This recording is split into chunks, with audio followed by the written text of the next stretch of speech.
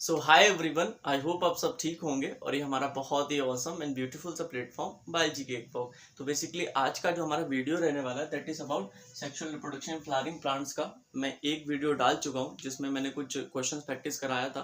Basically top PYQ से इसके अंदर हमने कवर किए। ठीक है, आज का जो कहीं ना कहीं इसको पार्ट 2 कह दीजिए, सेक्सुअल रिप्रोडक्शन फ्लावरिंग प्लांट्स के हम सब्जेक्टिव क्वेश्चंस के साथ में डील करने वाले हैं। अगर आपने चैप्टर लेट से अभी पढ़ा है सेक्सुअल रिप्रोडक्शन फ्लावरिंग प्लांट, अगर आपको थोड़ा बहुत भी चीज़ें याद है और चैप्टर को जल्दी फास्ट तरीके से रिवाइज करना चाहते हैं तो मेरे साथ में इस वीडियो को देखिए, क्योंकि मैं जब आपको क्वेश्चन रिवाइज कराऊंगा तो पूरा का पूरा उसका कंसेप्ट जो है वो सब कुछ उसके साथ में रिवाइज कराता चला जाऊंगा। ठीक है, तो इस तरीके से ईजिली और कम समय में आपका पूरा का पूरा चैप्टर रिवाइज हो जाएगा। तो आइए स्टार्ट कर देते हैं विथ फुल ऑफ एनर्जी हमारा पहला क्वेश्चन।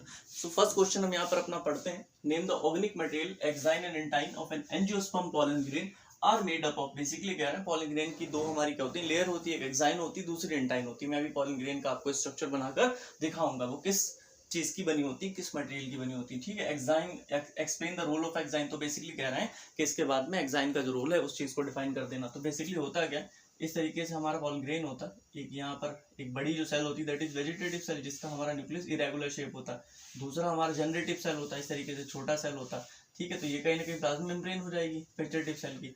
फिर इसके ऊपर एक कंटिन्यूअस सी लेयर होती दैट इज कॉल्ड इंटाइन। ठीक है, फिर इसके ऊपर इस तरीके से डिजाइन स्कल्पचर फॉर्म करती है, कहीं ना कहीं डिजाइन फॉर्म करती है। इरेगुलर या फिर डिसकंटिन्यूअस लेयर होती है दैट इज कॉल्ड एक्साइन। तो एक्साइन जो होती है दैट इज आउटर मोस्ट, उसके अंदर एंटाइन आती है। तो इन दोनों के बारे में पूछना है कि किसके बने होते हैं और एक्साइन का हमें रोल बता दो। ठीक है, सिंपल सा क्वेश्चन है। Basically the exine layer is made up of sporopollenin. इसको रट लो, घोल कर पी लो। स्पोरोपोलिन ने कई बार पूछा है, सीधा एमसीक्यूज में पूछ देंगे कि एक्साइन किसका बना होता है, स्पोरोपोलिन, या फिर स्पोरोपोलिन से क्या बना होता है एक्साइन। कई बार नीट में ही पूछ चुके हैं इस चीज को। Which is one of the most resistant material. तो कहीं ना कहीं बेसिकली हमारे पॉलन ग्रेन के अंदर क्या होता है, गैमेट प्रेजेंट होता है, मेल गैमेट होता है इसके पास। तो इसलिए इसको प्रोटेक्ट करने के लिए हमने एक्साइन ऐसे सब्सटेंस की बनाई विच इज स्पोरोपोलिन, जो कि बहुत ज्यादा टफ होता है, रेजिस्टेंट होता है, इजिली खराब नहीं होता। ठीक, अब कह रहे हैं एंटाइन के बारे में। ये बनी होती है हमारी सेलुलोज एंड पेक्टिन। तो मैं आपको बता दूं जो सेलुलोज एंड पेक्टिन होती है जिनकी इनकी क्या होता है, वाटर होल्डिंग जो कैपेसिटी होती है बहुत अच्छी होती है, कहीं ना कहीं वाटर को एब्जॉर्ब कर सकता है। मैं आपको बताऊं, देखो आपने पढ़ा होगा कि हमारी ये जहां पर एक्साइन होती है, ठीक है, तो कहीं कहीं पे क्या होता है, एक्साइन एब्सेंट होती है इस तरीके से। लेट्स से यहाँ पर हमारी एक्साइन एब्सेंट है तो दिस इज कॉल्ड जर्म पोर। इस तरीके से मैं लिख देता हूँ जर्म पोर। तो जर्म पोर के पास से क्या करता है, इंटाइन हमारी किसकी बनी है, सेलुलोज प्लस पेक्टिन की। तो सेलुलोज और पेक्टिन की वाटर होल्डिंग कैपेसिटी बहुत अच्छी है, तो वो पानी को एब्जॉर्ब करता है इस तरीके से, और ये इस तरीके से यहाँ पर से पॉलन ट्यूब फॉर्म करते था। तो बेसिकली सेलुलोज और पेक्टिन का बनाने का एक फायदा है ना कि इंटाइन पानी एब्जॉर्ब करेगी, पॉलन ट्यूब फॉर्म कर देगी। ठीक, तो आपको ये भी पता चल गया हमारी इंटाइन ही एक ऐसी लेयर है जो कि पॉलन ट्यूब फॉर्म करती है। अब कह रहा है एक्साइन का रोल।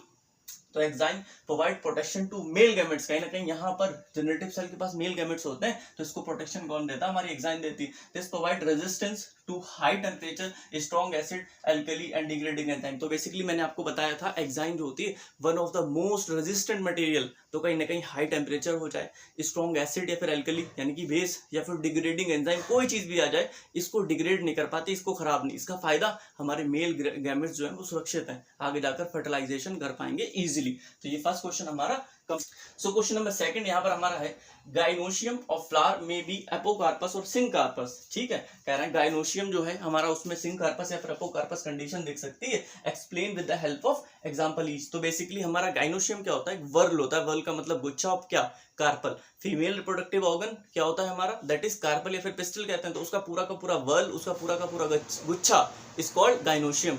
तो गाइनोशियम बेसिकली क्या होता है, गाइनोशियम फीमेल रिप्रोडक्टिव ऑर्गन का नाम, हमारा कार्पेल कह दो या फिर पिस्टल कह दो, उसका पूरा का पूरा गुच्छा मान लो या फिर वर्ल मान लो। ठीक है, उसको हम गाइनोशियम कहते हैं। कुछ नहीं होता, बहुत सारे हमारे कार्पेल इकट्ठा होते हैं, उनको हम गाइनोशियम कहते हैं। तो भी कहीं ना कहीं whorl of female reproductive organ, तो दैट इज गाइनोशियम।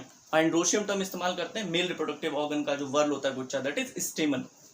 ठीक है, तो एपोकार्पस एंड सिंकार्पस कंडीशन को मैंने आपको समझाना है। तो बेसिकली एपो का मतलब होता है फ्री, यहीं पर तोड़ देते हैं वर्ड्स को। ठीक है, सिन का मतलब होता है फ्यूज। तो बेसिकली जहां पर हमें फ्री कार्बन दिखेंगे that condition is called apocarpous. मैं आपको इस तरीके से दिखा देता हूँ, थोड़ा यार छोटा से ही बना सकते हैं यहाँ पर। ये इस तरीके से मानो थैलेमस है, थैलेमस के ऊपर हमारा क्या प्रेजेंट होता है, इस तरीके से ये हमारा कार्बन प्रेजेंट होता है। एपो का मतलब फ्री, देखो दोनों अलग अलग है, दिस इज एपोकार्पस। ठीक है, अगर इसकी ये वाली कंडीशन हमारी होती इस तरीके से, लो दिस इज फ्यूज, तो ये वाली condition is called syncarpous, जहां पर हमारे कार्पेल कहीं ना कहीं एक दूसरे से मर्ज हो, जुड़े हो, फ्यूज हो, दैट इज कॉल्ड सिन। तो सिन का मतलब ही फ्यूज होता है एपोकार्पस में हमारा। फिर इसके दो एग्जांपल लिख देंगे। Gynoecium represent the female reproductive part of the flower, basically carpel को रिप्रेजेंट करता है, मैंने आपको बताया। If gynoecium has multiple distinct free carpel, तो बेसिकली कह रहे हैं कहीं ना कहीं यहाँ पर कई सारे, बहुत सारे, यानी कि मल्टी कार्पलरी कंडीशन की बात कर रहे हैं। डिस्टिंक्ट फ्री कार्पल, कार्पल हमारे क्या होंगे यहाँ पर, तो सिंक कार्पस है। फ्री कार्पस, कार्पल का मतलब कहीं ना कहीं इस तरीके से हमारे कार्पल अलग अलग हैं, तो दैट इज एपोकार्पस। तो एपोकार्पस का एग्जांपल याद कर लो, दैट इज माइकीलिया। तो इसके लिए मैं आपको ट्रिक बताता हूँ, हमेशा याद रहेगा, इसको ऐसे याद कर लो, एम, ठीक है। तो यहाँ पर एपोकार्पस, वहीं पर माइकीलिया, दूसरा बचा वो पेपेवर इधर आ जाएगा। तो इफ गाइनोशियम हैज मल्टीपल, कहना मल्टी कार्पलरी कंडीशन है, ठीक। मैं तो यहाँ पर दो दिखा रहा हूँ, बहुत सारे भी हो सकते हैं, ठीक है। फ्यूज्ड कार्पल, जहां पर फ्यूज्ड कार्पल होंगे that is called syncarpous. Syncarpous का मतलब इस तरीके से फ्यूज होंगे, और बहुत से मान लो इस तरीके से और फ्यूज होंगे, ठीक है। तो मल्टीपल की बात कर रहे हैं तो एक से ज्यादा हो सकते हैं, दो से भी ज्यादा हो सकते हैं। तो सिंक कार्पस में बेसिकली हमारा पेपेवर आता है, जबकि एपोकार्पस में क्या आता है, माइकीलिया। एपोकार्पस का मतलब कार्पल फ्यूज नहीं होंगे, सिंक का मतलब फ्यूज, तो सिंक कार्पस का मतलब कार्पल हमारे नीचे से जुड़े होंगे, ठीक है, दैट इज सिंक कार्पस। तो एपोकार्पस का example Michelia, A M, this is A, this is M, A M का मतलब एपोकार्पस के साथ में माइकीलिया जाएगा, दूसरा बचा हुआ हमारा पेपेवर सिंक कार्पस के साथ चला जाएगा, ठीक है। तो ये दोनों क्वेश्चन आई होप आपको समझ में आए होंगे। अब हम बढ़ते हैं हमारे थर्ड क्वेश्चन की तरफ। सो दो क्वेश्चन हमने बहुत अच्छे से समझ लिए। थर्ड क्वेश्चन हमारा कह रहा है बेसिकली एपोमिक्सिस के ऊपर है, पूरी की पूरी प्रोसेस आपको यहीं पे समझ में आ जाएगी क्वेश्चन के अंदर, ठीक है। और कई बार क्वेश्चंस पूछते हैं इसके ऊपर। कह रहे हैं व्हाट इज एपोमिक्सिस, बता दो एपोमिक्सिस क्या होता है। How is the phenomena is useful for the farmer. कह रहे हैं एपोमिक्सिस करते हैं हम, ठीक है, अभी मैं आपको बताऊंगा। एपोमिक्टिक एक तरीके का सीड तैयार होता है हमारा, ठीक है। तो वो किस तरीके से बेनिफिशियल है, या फिर हमारा कहूँ कि यूजफुल है फॉर द फार्मर्स। अरे यार जरूरत होगी ना कहीं कुछ तो ऐसी खासियत होगी जिसकी वजह से इसे इंट्रोड्यूस किया गया होगा, तो उस चीज को हमें बताना है। तो एपोमिक्सिस की अगर हम बात करें, यहीं पे समझा देते हैं। Apomixis is the mechanism of seed production without fertilization. तो होता क्या, नॉर्मली आपको पता है क्या होता है, सीड हमारा किससे तैयार होता है, सीड हमारा फर्टिलाइजेशन से तैयार होता है। एक मेल गैमेट आया, एक फीमेल गैमेट आया, आपस में फ्यूज करा, जाइगोट बना, जाइगोट की माइटोसिस से एम्ब्रियो बना। तो नॉर्मली क्या होता है, आइडियल प्रोसेस ये रहती है इस तरीके से। लेकिन यहाँ पर क्या, अगर फर्टिलाइजेशन नहीं हो रही है तो ऐसा सीड विदाउट फर्टिलाइजेशन कुछ तो झोला होता होगा ना, कुछ तो ऐसी चीज होती होगी जो नॉर्मल केस में नहीं होती। तो मैं आपको दिखाता हूँ, ठीक। तो इस तरीके से यार जगह बहुत कम है, नेक्स्ट क्वेश्चन से क्या ध्यान रखूंगा, इस तरीके से थोड़ी सी जगह छोड़ता रहूंगा ताकि अच्छे से चीजों को एक्सप्लेन किया जा सके, ठीक है। तो बेसिकली अगर मैं आपके लिए इस तरीके से एक एनाट्रोपस ओव्यूल ड्रॉ करता हूँ, क्या ड्रॉ करता हूँ, दिस इज एनाट्रोपस ओव्यूल, इस तरीके से मान लो। आप चीजों को समझाना है आपको, इसलिए थोड़ा छोटा छोटा लिख दे, ठीक है। आइडियल केस में हमारा क्या होता है, बेसिकली ये अगर ओव्यूल है, ओव्यूल के अंदर हमारा फाइट, ठीक है, female gametophyte which is called हमारा एम्ब्रियो सैक होगा। इसके अंदर कहीं ना कहीं क्या होता है, जाइगोट बनता है। Male gamete and female gamete मिलाकर यहाँ पर एग सेल से जब मेल गैमेट फ्यूज करता है आकर, तो दिस इज कॉल्ड जाइगोट। तो ये क्या हुआ, हमारा जाइगोट हुआ विच इज डिप्लॉयड। इसकी क्या होती है, माइटोसिस हो जाती है भाई, ठीक है यार, हमको पता है माइटोसिस से हमारा एम्ब्रियो तैयार हो जाता है। ये एक सेल होता है, बहुत सारे सेल्स होते हैं, ठीक है, पता है ये चीज। अब यहाँ पर क्या होता है, बेसिकली देखो एक 2n सेल है विच इज जाइगोट, जिसकी माइटोसिस से एम्ब्रियो बना, ठीक है। यहाँ पर फर्टिलाइजेशन हुई, जाइगोट कैसे बना, मेल गैमेट फीमेल गैमेट मिलाकर जाइगोट बना, ठीक है। तो दिस इज फर्टिलाइजेशन। अब यहाँ पर क्या हुआ, बेसिकली आपको पता है एम्ब्रियो सैक के आसपास यहाँ पर क्या होता है, बहुत सारे न्यूक्लियर सेल्स होते हैं, ठीक है। न्यूक्लियर सेल इस तरीके से आप उठा लो, न्यूक्लियर सेल्स, वो भी तो यार डिप्लॉयड हुए, क्योंकि पूरा का पूरा ये हमारा जो ओव्यूल है वही डिप्लॉयड है। तो यहाँ पर इसकी माइटोसिस हो जाती है, ठीक है, और एक एम्ब्रियो तैयार हो जाता है। तो नॉर्मल केस में हमारा क्या हो, जाइगोट जो कि फर्टिलाइजेशन से बना, उसकी माइटोसिस से एम्ब्रियो बना। यहाँ पर यार हमने ऐसे करके देखा, ओव्यूल के अंदर बहुत सारे क्या प्रेजेंट है, डिप्लॉयड सेल्स प्रेजेंट है, उसकी माइटोसिस कर दी, सीधी एम्ब्रियो बना दिया। तो क्या फर्टिलाइजेशन हुई, न्यूक्लियर सेल्स थोड़ी ना फर्टिलाइजेशन से बनते हैं। या फिर कोई भी इस तरीके से यहाँ पर जैसे इंटेगुमेंट का सेल होगा, वो भी डिप्लॉयड होगा, उसकी माइटोसिस करके हमने एम्ब्रियो बना दिया, ठीक है। तो आप देख रहे हो किस तरीके से हमारा सेक्सुअल रिप्रोडक्शन में जो चीज होती है उससे डिफरेंट है ये। तो apomixis is the mechanism of seed production without fertilization, ये ध्यान रखना, इसमें फर्टिलाइजेशन इन्वॉल्व नहीं होती। It is kind of asexual reproduction, asexual reproduction है, ठीक है। माइटोसिस इन्वॉल्व है basically which mimic sexual reproduction. कह रहा है सेक्सुअल रिप्रोडक्शन की तरह लग रहा है, ठीक है, लेकिन सेक्सुअल रिप्रोडक्शन है नहीं है यार, क्योंकि वहां पर हमें क्या चाहिए होता है, फर्टिलाइजेशन चाहिए होता है। इस तरीके से मेल एंड फीमेल गैमेट मिलेंगे तब जाइगोट बनेगा, यहाँ ऐसा कुछ नहीं। डिप्लॉयड सेल से सीधा हमारा क्या बन गया, एम्ब्रियो बन गया, ठीक है। और दूसरी बात मियोसिस होती है उसके अंदर, मतलब मेल एंड फीमेल गैमेट बनाने के लिए मियोसिस होती है, वो चीज़ भी कुछ नहीं, सीधा डिप्लॉयड सेल था उसका, उसको आगे कर दिया हमने, ठीक। तो बेसिकली ये चीज़ हो गई। अब कह रहे हैं यहाँ पर in some species diploid cell, basically हमने न्यूट्रल सेल उठाया, उसको आप कंसीडर कर लो, इंटेगुमेंट के सेल को कंसीडर कर लो, is formed and develop in embryo. तो कह रहे हैं डायरेक्टली हमारा जो डिप्लॉयड सेल है उससे एम्ब्रियो बन गया। अब कह रहे हैं विदाउट मियोसिस इन सिंगैमी, कह रहे हैं मियोसिस भी नहीं, बेसिकली नहीं है यार, मियोसिस भी नहीं इन्वॉल्व है, और सिंगैमी का मतलब फ्यूजन या फिर फर्टिलाइजेशन टोटली एब्सेंट हमको दिख रहा। अब एडवांटेज की अगर हम बात करें, मैं आपको बता देता हूँ पहले क्या था, ठीक है। जो हाइब्रिड सीड था, इससे पहले अपोमिक्टिड सीड जब लाया गया, इससे पहले जो हाइब्रिड सीड था, फॉर एग्जांपल फार्मर के पास सीड आया, ठीक है, उसने मार्केट से परचेज किया, उसे जब खेत के अंदर बो दिया, तो जब पहली फसल आई उसको हार्वेस्ट किया, तो कोई भी इंसान अगर कुछ खरीदता है, फॉर एग्जाम्पल कुछ क्वालिटीज़ की वजह से खरीदता है, कि मतलब हमारा सीड है उसमें हमने देखा यार इसकी हाई प्रोडक्शन है, क्वांटिटी मतलब हाई है, और दूसरी चीज़ क्वालिटी भी हाई है, मतलब अच्छा होता है, इसका आटा अच्छा होता है, ठीक है। उसको सो कर दिया, बो दिया खेत में, फिर जब हार्वेस्ट करा तो भाई उसके पास क्या आया, बहुत सारे गेहूं आ गए, ठीक है। अभी तो थोड़े खरीदे, अब बहुत सारे आ गए। अब किसान चाहे बेसिकली उस सीड को जाकर खेत के अंदर बो दे, ठीक है, तो क्या होता था, कैरेक्टर्स लॉस हो जाते थे उसके, ठीक है। तो कहीं ना कहीं वो चीज़ आपको नेक्स्ट जनरेशन में या फिर मल्टीपल जनरेशन में नहीं दिख पाती थी। इस वजह से किसान को क्या करना पड़ता था, हर बार नया सीड, हर बार नया सीड खरीदना पड़ता था। तब जाकर ये चीज़ अपोमिक्टिक सीड जो था वो मार्केट में इंट्रोड्यूस करा गया। इससे क्या होता है कि एक बार खरीद लो, उसकी कई जनरेशन तक आप यूज़ कर सकते हो। देखो, the reduce cost of hybrid breeding program, तो बेसिकली कहीं ना कहीं जब आप मल्टीपल टाइम्स अगर एक ही सीड को यूज़ कर सकते हो तो कॉस्ट गिरेगी नहीं गिरेगी, कॉस्ट ऑटोमेटिकली विल फॉल, ठीक है। डिजायरेबल जो ट्रेड थे can be maintained without losing superiority of hybrid. करें हाइब्रिड की जो सुपीरियोरिटी होती है, जिन कैरेक्टर्स की वजह से बेसिकली हम कोई सीड खरीदते हैं, वो मेंटेन रहते हैं फॉर मल्टीपल जनरेशन। इससे क्या हुआ, कॉस्ट लो हो गई, ठीक है। तो this is the complete apomixis process. अब हमारा क्वेश्चन नंबर 4 है। तो क्वेश्चन नंबर 4 यहाँ पर कह रहे हैं, give an example of plant came into India, India आया, ठीक है, एज कंटेमिनेंट। तो बेसिकली ऐसा प्लांट कंटेमिनेंट कहलाता है जो कि अनवांटेड हो, ठीक है। अनवांटेड का मतलब जिसे हम लाना नहीं चाहते थे, बेसिकली साथ में आ गया। इस कॉज ऑफ पॉलन एलर्जी, और इससे हमें पॉलन एलर्जी होती है, ऐसी एलर्जी जो कि कॉज होती है बाय द पॉलन ग्रेन्स, ठीक है, that is called pollen allergy. तो पार्थेनियम की बात करें तो यहाँ पर ये चीज आप रट लो, याद कर लो, घोल कर पी लो। बेसिकली जो हमारे पार्थेनियम होती है या फिर कैरेट ग्रास जिसको कहते हैं, इसका कॉमन नेम होता है, कंटेमिनेंट है विद इंपोर्टेड वीट। बेसिकली क्या हुआ, फॉरेन से या फिर विदेश से हमने जब क्या करा, वीट की कोई हाइब्रिड वैरायटी को इंपोर्ट किया इंडिया में, तो उसके साथ में ये पार्थेनियम या फिर कैरेट ग्रास आ गई, जो कि अनवांटेड हम नहीं चाहते हैं। इसने मतलब ये चीज यहाँ आकर इंडिया में फैल गई, ठीक है। So this is our fourth question. अब फिफ्थ क्वेश्चन की तरफ हम बढ़ते हैं। सो क्वेश्चन नंबर 7 अब हम देख लेते हैं। हमारा क्वेश्चन नंबर 7 बेसिकली क्या है, पार्थेनोकार्पी के ऊपर है। Why is banana refer to as parthenocarpic fruit.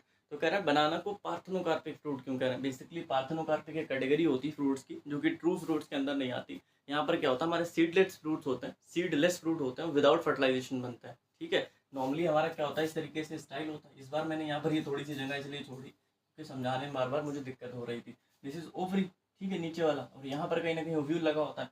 Ovule के अंदर फर्टिलाइजेशन होती नहीं होती, एग सेल होता है, बेसिकली एग सेल से जाइगोट बनता है, फिर एम्ब्रियो बनता है जाकर। तो इस तरीके से क्या होता है, ओव्यूल में फर्टिलाइजेशन होती है। जब यहाँ पर फर्टिलाइजेशन कंप्लीट हो जाती है, सारी की सारी प्रोसेस कंप्लीट हो जाती है, तो ये सीड में कन्वर्ट हो जाता है, ओव्यूल सीड में कन्वर्ट हो जाता है, और ओवरी हमारी किस में, ओवरी फ्रूट में कन्वर्ट हो जाती है। तो डी आइडियल केस ये होता है हमारा, ठीक है। और पार्थेनोकार्पी के केस में बेसिकली क्या होता है, हमारा जब फर्टिलाइजेशन ही नहीं हो रही है तो बेसिकली सीड नहीं बनेगा, ठीक है। तो ओवरी से जो फ्रूट बनेगा उसको क्या कहोगे, हमारा यही कह सकते हो ना, बेसिकली अनफर्टिलाइज ओवरी से हमारा फ्रूट तैयार हुआ। फर्टिलाइजेशन तो तब होता है जब ओवरी के अंदर ओव्यूल है, उसमें फर्टिलाइजेशन हुई, ठीक है। फर्टिलाइजेशन के बाद अंदर सब कुछ प्रोसेस कंप्लीट हो गई, ठीक है। ओव्यूल सीड में कन्वर्ट हो गया, उसके ऊपर की ओवरी हमारी फ्रूट में कन्वर्ट हो गई। जब वहां पर फर्टिलाइजेशन ही नहीं हो रही है तो पहली बात तो सीड नहीं होगा, दूसरी बात ओवरी से जो फ्रूट बना वो क्या होगा, क्या होगा हमारा, ठीक है, वो फ्रूट हमारा बेसिकली बन जाएगा, ये देखो, अनफर्टिलाइज ओवरी से हमारा फ्रूट तैयार होगा, क्योंकि यहाँ पर सीडलेस है पहली बात, तो दूसरा विदाउट फर्टिलाइजेशन है। आई होप आपको ये कंसेप्ट पूरा का पूरा समझ में आया होगा। अब कह रहे हैं name the part of the flower which the tassels of the corn को, बेसिकली भुंटा आपने खाया होगा, ठीक। तो भुंटा अगर आपने खाया, एक मिनट आप लोगों ने भुंटा खाया होगा, ठीक है। तो भुंटे के बाहर से आपने देखा होगा लंबे लंबे थ्रेड लाइक स्ट्रक्चर्स निकले होते हैं कुछ, ठीक। तो इस तरीके से अगर मैं ड्रॉ करूं, ऐसे मान लो यहाँ पर, ठीक है, इस तरीके से आप मान लो, क्या ये निकले होते हैं बाहर को, निकले होते हैं, दीज आर कॉल्ड टासल्स, क्या तो टासल्स पता क्या होता है, ये टासल्स कुछ नहीं होता, हमारा स्टिग्मा प्लस स्टाइल होता है, ताकि दूर अगर हमारा भुंटा है बेसिकली इस तरीके से भुंटा, उसके बाहर से थ्रेड लाइक स्ट्रक्चर्स निकले हुए हैं टासल्स, जिसमें क्या लंबा सा स्टाइल है, उसके एंड पर स्टिग्मा होगी। तो मतलब क्या इजीली क्या कर सकते हैं, जो विंड में पॉलन ट्रेवल करते होंगे इधर उधर जाते होंगे, उनको पकड़ा जा सके, मतलब उनके ऊपर आ सके, इससे चांसेस बढ़ जाएंगे ना पॉलिनेशन के। तो इसका ये फायदा होता है, बेसिकली टासल्स कुछ नहीं होते, स्टिग्मा प्लस स्टाइल होते हैं, ठीक है। तो टासल्स ऑफ कॉर्न को, ठीक है, represent female part of the flower which is stigma and style. तो स्टिग्मा और स्टाइल को रिप्रेजेंट करते हैं, मैंने आपको बता दिया, दिस इज टासल्स, ठीक है।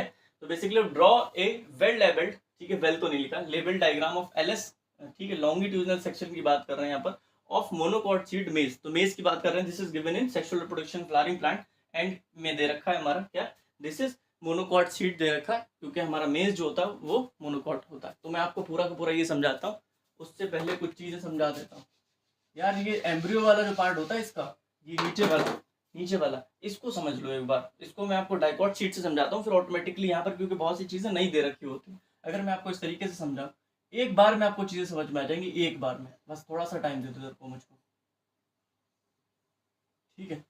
देखो कुछ चीजें समझाता हूँ, बेसिकली ये दो जो निकले होते हैं डाइकॉट में, दो होते हैं, दिस इज कॉल्ड कॉटिलेडन, ठीक है। तो डाइकॉट सीट क्यों कहलाता है, क्योंकि इसके पास दो क्या होते हैं, हमारे कॉटिलेडन होते हैं। तो ये हो गया हमारे कॉटिलेडन ऊपर वाले, दिस इज कॉटिलेडन, बस चीजों को समझो। तो यहाँ पर से अगर कॉटिलेडन स्टार्ट हुआ, this is called level of cotyledon, ध्यान रखना, ऊपर कॉटिलेडन, तो ये हुआ लेवल ऑफ कॉटिलेडन, ठीक है। और पूरा का पूरा ये टिप से लेके एंड तक this structure is called embryonal axis, पूरा का पूरा structure is called embryonal axis. तो लेवल ऑफ कॉटिलेडन के ऊपर इतना स्ट्रक्चर, यहाँ तक ये टिप तक, दिस इज कॉल्ड एपिकोटाइल, ठीक है। बाद का नीचे वाला हाइपो का मतलब होता है नीचे, हाइपोकोटाइल कहलाता है। ऊपर वाला एपिकोटाइल, नीचे वाला हाइपोकोटाइल। तो एपिकोटाइल की टिप इज कॉल्ड प्लीम्यूल, ये चीजें यहाँ पर आएंगी अब, इसलिए मैं आपको बता रहा हूँ। और हाइपोकोटाइल की टिप इज रेडिकल, समझ गए। और जो हमारी प्लीम्यूल होती है बेसिकली एपिकोटाइल की टिप, उसके ऊपर हमारा कोलेप्टाइल होता है, जबकि रेडिकल के ऊपर इस तरीके से कोल्यूरिजा प्रेजेंट होता है। ये पूरा का पूरा डाइकॉट एम्ब्रियो या फिर डाइकॉट सीट के अंदर एम्ब्रियो होगा, उसका स्ट्रक्चर है। अब मैं यहाँ पर कुछ चीजें आपको बता देता हूँ। तो मोनोकॉट हमारा यहाँ पर सीट दे रखा है, सीट की जो लेयर होती outer most that is called pericarp, उसको पेरिकार्प कहते हैं, ठीक है। इसमें कहीं ना कहीं एंडोस्पर्म भी होता है, क्योंकि हमारे जो मोनोकॉट सीड्स होते हैं उसके अंदर एंडोस्पर्म बच जाता है, ठीक है, इसलिए उनको एंडोस्पर्मस सीड कहते हैं। लेकिन डाइकॉट के अंदर जो हमारा क्या होता है, एंडोस्पर्म होता है, वो कंज्यूम हो जाता है, खर्च हो जाता है, तो उसको हम नॉन एंडोस्पर्मस सीड कहते हैं, ठीक। तो बेसिकली एंडोस्पर्म होगा, इसकी लेयर होती एल्यूरोन। तो बेसिकली होता है कि ये प्रोटीनेशियस कह दो या फिर प्रोटीन की बनी एक लेयर होती है, दैट इज कॉल्ड एल्यूरोन। तो यहाँ पर ये हमारा एम्ब्रियो दे रखा है, मोनोकॉट एम्ब्रियो की अगर हम बात करें, तो यहाँ पर कहीं ना कहीं ये प्लेम्यूल है, इसके ऊपर जो कवरिंग होती है दैट इज कॉल्ड कॉल्यूप्टाइल, ठीक, कॉल्यूप्टाइल। और यहाँ पर क्या होता है, रेडिकल होता है। रेडिकल मैंने आपको बताया, हाइपोकोटाइल जो होता है उसकी टिप होती है रेडिकल, इस तरीके से, ठीक है, रेडिकल इसकी टिप होती है, फिर इसके ऊपर हमारी कवरिंग होती है दैट इज कॉल्ड कोल्यूरिजा। अब स्यूटिलम के ऊपर कई बार पीवाईक्यू पूछ चुके हैं, ठीक है, एमसीक्यूज में पूछा कि स्यूटिलम क्या चीज होती है। तो बेसिकली कुछ नहीं, हमारा जो मोनोकॉट सीड होता है उसका जो कोटिलेडन होता है उसको ही हम स्यूटिलम कहते हैं, कुछ नहीं होता है। ये क्या होता है, कोटिलेडन ऑफ मोनोकॉट कह दो इसको, कोटिलेडन ऑफ मोनोकॉट, ये ध्यान रखना। स्यूटिलम एक नया नाम है, यूनिक सा नाम है बेसिकली। इतने क्वेश्चंस आज इनफ है, ठीक है। और देखते हैं आपके लिए कुछ पीवाईक्यूज उठाऊंगा, एमसीक्यूज उठाऊंगा इसी चैप्टर से। Thank you guys.